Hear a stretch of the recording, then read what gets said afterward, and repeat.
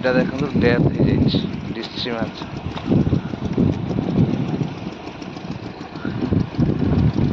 Feed ପଡ଼ିବନି ଆଜି ଦୁଇଟା ମିଲ୍ ଆଉ ଆଜି କଣ୍ଟିନ୍ୟୁ ହିଁ ମେଡ଼ିସିନ ମରା ହେଇଛି, କଣ୍ଟିନ୍ୟୁ ଏରିସନ୍ ହିଁ ଚାଲିବ। ହାଇ ଫ୍ରେଣ୍ଡ, ଜୟ ଜଗନ୍ନାଥ। ଆପଣମାନେ କେମିତି ଅଛନ୍ତି? ଆଶା କରେ ଆପଣମାନେ ଭଲ ଥିବେ। ମୁଁ ବି ବହୁତ ଭଲରେ ଅଛି, କିନ୍ତୁ ତା ସହିତ ଆଜି ଏକ ଦୁଃଖଦ ଖବର, ଯାହାଫଳରେ କି ଆମର ଆଜି ଆମେ ଯେଉଁ ଚିଙ୍ଗୁଡ଼ି ଚାଷ କରୁଛୁ, ମୁଁ ତ ବର୍ତ୍ତମାନ ସେଇଠି ଅଛି, ଚିଙ୍ଗୁଡ଼ି ଚାଷ ପୋଖରୀ ପାଖରେ ହିଁ ଅଛି। କାହିଁକିନା ଆଜି ଏକ ଦୁଃଖଦ ଖବର ଯେ ଆମର ଆଜି 2ଟି ପୋଖରୀ ରେଡ୍ ଭାଇରସ୍ ହେଇଯାଇଛି। କାହିଁକିନା ଆମ ପାଖ ପୋଖରୀ ଆଗେ ହିଁ ରେଡ୍ ଭାଇରସ୍ ହେଲା ଏବଂ ତା'ର ପୋଖରୀରୁ ଲିକେଜ୍ ପାଣି, କିନ୍ତୁ ଆମେ ଜାଣିପାରିଲୁନି। କିନ୍ତୁ ସେ ପାଣିଟାକୁ ଯେଉଁ ଆମ ରିଜର୍ଭ ପାଣିଟାକୁ ଆମେ ଲୋଡ଼୍ କରିଦେଇଥିଲୁ, ଯାହାଫଳରେ କି ଭାଇରସ୍ଟା ପୁରା ବ୍ୟାପି ଯାଇଛି। ବ୍ୟାପିଗଲା ଯେହେତୁ ଆମର 2ଟି ପୋଖରୀ ରେଡ୍ ହେଇଯାଇଛି, ଆଉ 4ଟି ପୋଖରୀ ଅଛି। ବର୍ତ୍ତମାନ ସିଏ ଆମର ସାନିଟାଇଜର୍ ମଧ୍ୟ ଚାଲିଛି। ଆଉ ଚାଲନ୍ତୁ ଆଜିର ବ୍ଲଗ୍ଟି ତ ନିଶ୍ଚିତ ଭାବରେ ଦେଖିବା।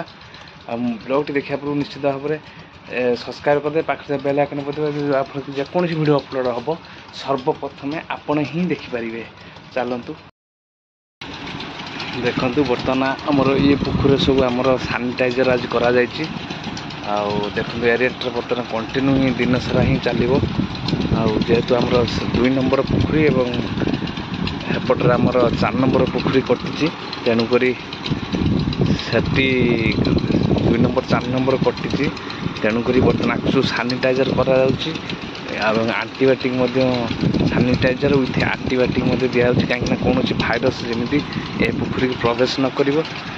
ଆଉ ବର୍ତ୍ତମାନ ସେଇଥିପାଇଁ ଆଜି ଦ୍ୱିପହର ମିଲ୍ ଫିଡ୍ ପଡ଼ିବନି, ଆଜି 2ଟା ମିଲ୍ ଆଉ ଆଜି କଣ୍ଟିନ୍ୟୁ ହିଁ ମେଡ଼ିସିନ ମରା ହେଇଛି, କଣ୍ଟିନ୍ୟୁ ଏରିସନ୍ ହିଁ ଚାଲିବ।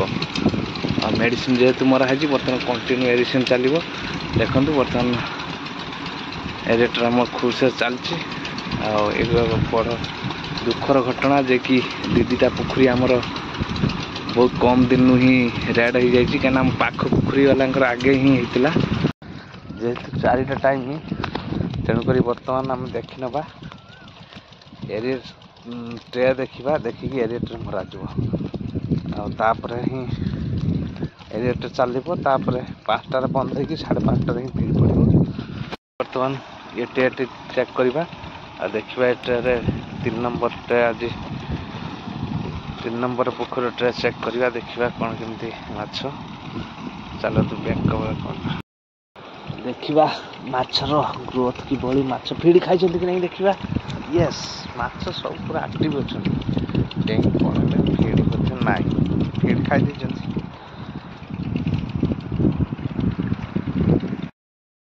ଆଜି ଆଉ ଏକ ଟ୍ରେ ପାଖରେ ମୁଁ ଆସି ପହଞ୍ଚି ଯାଇଛି। ବର୍ତ୍ତମାନ ଦେଖିବା ମାଛ କିଭଳି, ଦେଖିବା ଏଥିରେ କେତେ ପିସ୍ ମାଛ ଉଠୁଛନ୍ତି, ଫିଡ୍ ଖାଇଛନ୍ତି କି ନାହିଁ। ଦେଖନ୍ତୁ ବର୍ତ୍ତମାନ 1 ପିସ୍ ମାଛ, ଫିଡ୍ ମଧ୍ୟ 15 ଗ୍ରାମ ଅଛି। ବର୍ତ୍ତମାନ ଏ ଟ୍ରେ ଦେଖିନେବା ଏଥିରେ ଫିଡ୍ ଖାଇଛନ୍ତି କି ନାହିଁ, ଆଉ କେତେ ବଡ଼ ସାଇଜ୍ ମାଛ ହେଲେଣି, କେତେ ବଡ଼, ଆଉ କ'ଣ କେମିତି ଅଛନ୍ତି ମାଛ ଦେଖିନେବା। ବର୍ତ୍ତମାନ ଟ୍ରେ ବର୍ତ୍ତମାନ ଉଠେଇଦେବା।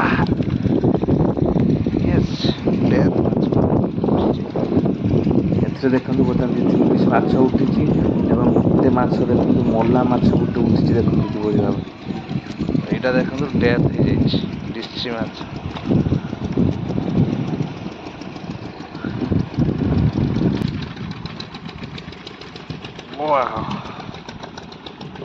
ଏପଟରେ ଖାଇ ଦେଇଛନ୍ତି। ମାଛ ଟିକେ କଟା ମାଛ ମଧ୍ୟ ଗୋଟେ ଉଠିଛି, ଦେଖନ୍ତୁ ଡିଷ୍ଟ୍ରି ମାଛ, କଟା ମାଛ ମଧ୍ୟ ଗୋଟେ